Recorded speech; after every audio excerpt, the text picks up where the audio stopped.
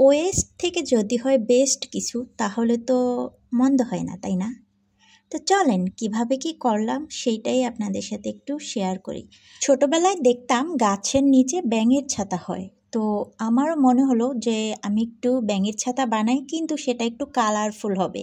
তো যেই ভাবনা সেই কাজ, এই যে আমি বানিয়ে ফেললাম ব্যাঙের ছাতা। তো কি দিয়ে বানিয়েছি সেটা আপনারা দেখেন। এই যে দুইটা লাইট, মানে লাইটগুলো ঘরে আমার অনেক দিন ধরেই ছিল নষ্ট, তো ভাবলাম যে এটা দিয়েই করে ফেলি। তো আমার ঘরে কিছু রং আছে, রঙগুলো নষ্ট হয়ে যাচ্ছে, তো সেই জন্য আমি সেই রঙগুলোই আজকে ইউজ করব। যদিও আমার রঙগুলো এই প্লাস্টিকের জন্য না, এটা ফেব্রিক রং, তারপরও একটু চেষ্টা করি, দেখি না কি হয়। তো এই যে প্রথমে আমি একটা হোয়াইট কালারের রং নিয়ে নিলাম, নিয়ে আমি লাইটের যে নিচের অংশটা সেটা রং করে নিলাম, তারপরে উপরের অংশটাতে দিয়ে দিলাম লাল। আমি আজকে কিন্তু দুইটা বানাবো, তো সেই জন্য আমি টোটাল দুইটা লাইটেরই 4টা পার্ট আমি 4ভাবে কালার করে নিব। তো সবগুলো আর দেখাচ্ছি না, আপনারা একটু একটু করে দেখলে বুঝতে পারবেন যে কীভাবে কী করলাম। তো এই যে দেখেন, আমি একটাতে লাল করেছি আর একটাতে সাদা।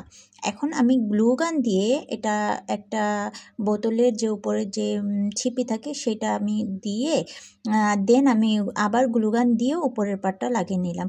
তো এভাবে করে আমি দুটোতেই মানে সেমভাবে আমি করে নিয়েছি। গ্লু গানটি ইউজ করলে হয় কি, এটা একটু মজবুত হয়। আপনাদের কাছে গ্লু গান না থাকলে সুপার গ্লু ইউজ করতে পারেন, ওটাও কিন্তু অনেক টেকসই হয়। তো আমি ঠিক এভাবে দুটোই লাগিয়ে নেব। এই যে দেখেন, এইটা লাগিয়ে নিয়েছি আর তারপরে আমি লালটা লাগাবো। তো দুটো সেম, এটাতে আর আহামরি কিছুই নেই। দেন আমি কি করলাম, এখন ওই যে উপরে একটু ফোঁটা ফোঁটা করে সাদা রংটা করে দিলাম।